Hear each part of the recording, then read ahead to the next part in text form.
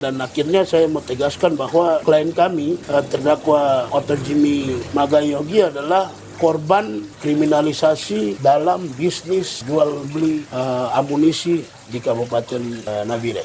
Sehingga kami minta dengan tegas kepada majelis hakim untuk segera membebaskan klien kami.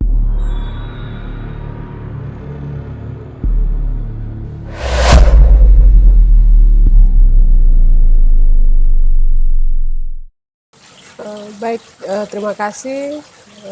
Di saat sore hari ini kami baru saja selesai dari sidang pembelaan atau pledoi dari saudara Oto Jimmy Magayogi. Bahwa sidang ini pun kami tunda satu kali di minggu yang lalu, dan minggu ini kami sudah menyiapkan materinya, dan hari ini kami sudah sidang, semuanya sudah berjalan dengan baik di sore hari ini. Kemudian mungkin ada hal-hal berikut terkait dengan materi dalam pembelaan itu nanti selengkapnya akan disampaikan oleh saudara Bang Yus. Baik, saya lanjut saja terkait dengan fakta-fakta persidangan Oto Jimmy Magayogi ini. Dari sejak awal ya kami sangat menduga kuat bahwa perkara ini dipaksakan. Ya, kenapa dipaksakan? Karena ya dari fakta persidangan bukti kemudian saksi bahkan ahli saja ya sesungguhnya jaksa penuntut umum diberi kesempatan untuk menghadirkan saksi ahli, namun dengan alasan yang tidak dipertanggungjawabkan secara hukum, jaksa penuntut umum tidak menghadirkan itu. Dan dari ini kan kami selaku tim penasihat hukum terdakwa Oto Jimmy Magayogi, kami sangat mempertanyakan ada apa di balik itu. Itu pertama, ya. Dan dalam proses hukum ini memang ada yang janggal dan lebih kepada mengabaikan nilai-nilai hak asasi manusia dalam penegakan hukum ini. Ya, ya. Karena itu dalam fakta persidangan kami menilai ya sesungguhnya tidak terbukti secara sah dan meyakinkan, namun tuntutan jaksa penuntut umum sungguh sangat berlebihan ya. 12 tahun ya tuntutan jaksanya, dan ini di luar daripada perkemanusiaan. Dan semoga saja tuntutan begini dan tidak boleh lagi ada di kasus yang sama di lain waktu ya. Dan kami selaku penegak hukum dalam hal ini juga ya, selaku lawyer atau selaku penasihat hukum terdakwa Oto Jimmy Magayogi terkesan merasa kecewa dengan ya tindakan ini kan begitu, baik itu penuntutan yang sangat berlebihan itu. Dan sekali lagi kami sampaikan bahwa tuntutan semodel ini ya mengabaikan nilai-nilai hak asasi manusia. Itu yang dapat kami sampaikan. Terus ada tambahan lagi menyangkut ya ini bahwa ini kan pledoi baru saja kami sudah sampaikan atau kami sudah bacakan di hadapan majelis hakim ya dalam ruang sidang terbuka untuk umum. Dan semoga saja ya majelis hakim baik itu ketua maupun anggotanya bisa mempertimbangkan lebih bijak pledoi yang kami telah sampaikan baru saja. Dari saya sekian.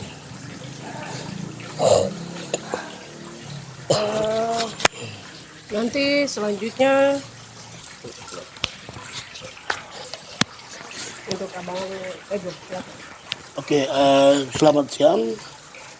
Seperti yang tadi disampaikan bahwa pada siang hari ini kami baru saja selesaikan sidang Oto Jimmy Magayogi dengan agenda pembacaan pledoi. Nah, dari tuntutan jaksa yang sebelumnya menuntut 12 tahun, dalam pledoi kami minta untuk dibebaskan karena tidak terbukti unsur-unsurnya tidak terpenuhi sesuai dengan tuntutan jaksa. Nah, tidak terbuktinya unsur-unsur sesuai tuntutan ini, kami tidak kemudian sampaikan begitu saja, tapi ada dasar yang kami dasari, baik berdasarkan dengan fakta persidangan dan juga alat bukti yang diajukan oleh saudara-saudari jaksa penuntut umum. Tapi sebelum masuk ke saya akan sampaikan hal itu, perlu saya tekankan di sini bahwa dalam kasus ini jaksanya itu ganti-ganti. Pertama jaksanya Ibu Dewi yang bersidang untuk kasus ini dari awal dakwaan sampai dengan pembuktian. Kemudian dilanjutkan oleh jaksa Ibu Emma. Nah, ada dua jaksa, ini tentunya akan melahirkan pertanyaan, apakah kemudian jaksa ini akan maksimal memeriksa perkara ini atau tidak begitu. Dan berkaitan dengan 12 tahun tuntutan itu kemudian menjadi benar bahwa pemeriksaannya tidak sesuai dengan tuntutannya tidak sesuai dengan fakta persidangan. Begitu. Nah, atas dasar itu kami kemudian menyimpulkan pledoi kami dengan kami berikan judul dengan tegas, kami sebutkan bahwa terdakwa Oto Jimmy Magayogi adalah korban kriminalisasi dalam bisnis jual beli amunisi. Jadi itu kami simpulkan. Kenapa kami bisa sampaikan hal itu? Karena di dalam fakta sidang itu dengan tegas saudara saksi yang dihadirkan menyebutkan bahwa ada perjanjian jual beli yang dilakukan oleh terdakwa dengan saksi yang menjual. Dan dari kesepakatan tersebut itu mereka bersepakat akan melakukan transaksi jual beli dengan harga 20 juta.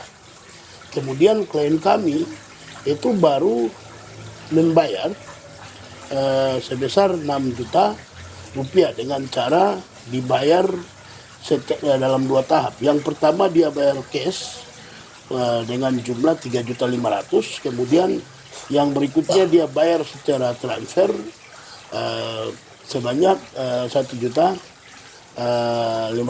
Jadi jumlahnya baru 6 juta yang dibayar. Sementara sisanya kurang lebih 14 juta itu belum dibayar. Dan atas dasar itu klien kami dengan tegas dalam persidangan menyatakan bahwa karena saya belum melunasi 14 juta, maka barang tersebut adalah milik saksi dan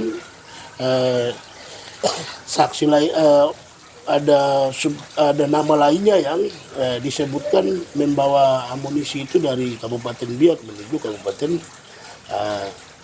Nabire. Nah, di dalam fakta sidang itu juga itu menunjukkan beberapa identitas, mulai dari orang yang sama-sama dengan klien kami pada saat klien kami ditangkap pertama itu kurang lebih ada 6 orang yang bersama-sama dengan klien kami menggunakan kendaraan menuju Kabupaten Paniai. Kemudian selain itu ada nama saksi yang disebut sebagai penjual maupun juga ada nama lainnya yang disebutkan sebagai pihak yang membawa amunisi itu dari Kabupaten Biak menuju Kabupaten Nabire.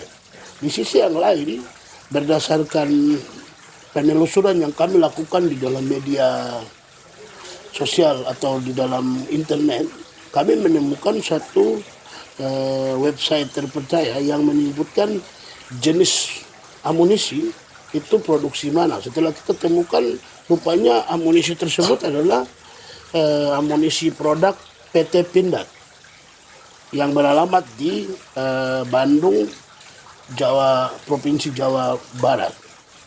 Nah, melalui itu semua kita sudah bisa berkesimpulan bahwa berkaitan dengan unsur barang siapa itu banyak subjek, baik subjek orang maupun juga subjek badan hukum.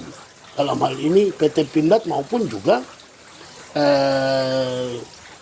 beberapa orang yang tadi saya sebut namanya, mulai dari klien kita maupun juga orang yang bersama-sama dengan klien kami, dan juga saksi yang menjual amunisi tersebut maupun juga saksi yang membawa amunisi itu dari Biak ke sini. Kalau kita lebih jauh lagi, berarti saksi yang dibawa keluar dari PT Pindad, kemudian dari Pulau Jawa ke provinsi atau ke Pulau Papua. Dengan dasar itu sudah bisa kita simpulkan bahwa unsur barang siapa itu tidak bisa ditujukan hanya kepada klien kami, tapi ada banyak. Atas dasar itu kita simpulkan bahwa unsur barang siapa dalam perkara ini tidak terpenuhi. Yang berikutnya berkaitan dengan tanpa hak memiliki. Kan tadi sudah saya sebutkan bahwa dalam fakta persidangan terbukti bahwa ada perjanjian jual beli yang dilakukan oleh saksi bersama dengan klien kami. Dan klien kami baru bayar 6 juta, masih kurang 14 juta. Dengan atas dasar itu berkaitan dengan tanpa hak memiliki atau menguasai, itu tidak terbukti pada klien kami karena barang tersebut masih dimiliki oleh si penjual tadi, berdasarkan perjanjian jual beli yang mereka lakukan. Yang berikutnya berkaitan dengan unsur membawa masuk dari luar wilayah, luar negara, memiliki, mempunyai, membuat dan yang lain-lain, itu jelas-jelas tidak terpenuhi karena pertama ada transaksi jual beli yang mana baru membayar 6 juta ditambah lagi dengan masih kurang 14 juta. Ini semakin menguatkan bahwa klien kami bukan dia yang memiliki. Berikutnya berkaitan dengan membawa masuk. Tadi sudah saya sebutkan bahwa alat bukti itu adalah buatan PT Pindad. Bagaimana ceritanya dari perusahaan PT Pindad itu yang beralamat di Bandung bisa keluar dan sampai pada Kabupaten Biak dan selanjutnya sampai pada Kabupaten Nabire hingga ada transaksi. Ini kan banyak hal yang kemudian berkaitan dengan unsur membawa masuk, membuat, memiliki dan sebagainya. Atas dasar itu berkaitan dengan unsur tersebut tidak terpenuhi karena klien kami tidak pernah bawa datang dari PT Pindad di Bandung sana. Tidak pernah juga membawa masuk dari Pulau Jawa ke Pulau Papua. Tidak pernah juga ke Biak kemudian membawa masuk ke sini. Begitu. Tapi itu orang lain. Atas dasar itu 3 unsur yang menjadi dasar tuntutan jaksa, saudara jaksa terhadap klien kami berkaitan dengan pasal 1 Undang-Undang Darurat nomor 12 tahun 1951 yang dituduhkan kepada klien kami tidak terpenuhi. Sehingga kami minta dengan tegas kepada majelis hakim untuk segera membebaskan klien kami dan juga merehabilitasi nama baik klien kami. Serta kita juga minta dengan tegas kepada majelis hakim untuk jangan tumbali klien kami, tapi majelis hakim bisa berkaca dari perkara-perkara lain yang sudah diperiksa oleh majelis hakim pengadilan negeri Nabire berkaitan dengan perkara amunisi yang selama ini dilakukan hanya memvonis mereka yang menjual dan membeli, tapi tidak pernah mencari lebih jauh dari pabrik sampai adanya transaksi itu. Dalam perkara ini kita minta majelis lebih profesional, karena kalau tidak profesional maka akan menunjukkan bahwa pengadilan negeri Nabire justru melindungi bisnis transaksi jual beli amunisi di Kabupaten Nabire, bukannya mau memutuskan mata rantai bisnis transaksi jual beli dengan cara mengkriminalisasi penjual maupun juga pembeli, yang mana mereka adalah, kalau kita analogikan dengan menggunakan sebuah pohon ini, ranting-rantingnya, akar kan masih ada, kenapa tidak masuk sampai ke akar? Mungkin itu yang bisa saya sampaikan, dan akhirnya saya mau tegaskan bahwa klien kami terdakwa Dr. Jimmy Magayogi adalah korban kriminalisasi dalam bisnis jual beli amunisi di Kabupaten Nabire. Demikian. Kakak mau tambahkan lagi kak? Cukup. Mungkin demikian yang dapat kami sampaikan di sore hari ini. Kami harap dalam hal ini, lebih untuk kasus saudara terdakwa atau Jimmy Magayogi ini, nanti kemudian hakim dalam putusannya bisa melihat dengan baik fakta-fakta persidangan yang kita sudah terkait Abang Ego dan Abang Yo sudah sampaikan di awal tadi. Semoga putusannya, kami minta majelis hakim memberikan putusan yang seadil-adilnya dengan tegasnya kemanusiaan, sekaligus memperjuangkan hak sebagai manusia yang memiliki martabat dan yang pada intinya memperjuangkan HAM terhadap saudara Dr. Jimmy Magayogi. Mungkin demikian yang kami sampaikan. Terima kasih dan selamat sore.